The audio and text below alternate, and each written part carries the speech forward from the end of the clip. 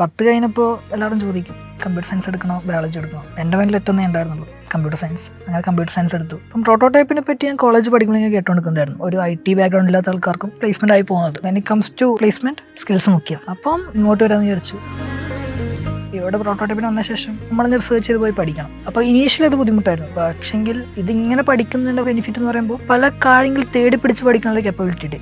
ഇപ്പോൾ അല്ല എന്ത് സാധനം വന്നാലും പഠിച്ചെടുക്കാം. ആ ഒരു ലെവൽ ഓഫ് കോൺഫിഡൻസ് പ്രോട്ടോടൈപ്പിനാണ് കിട്ടിയത്.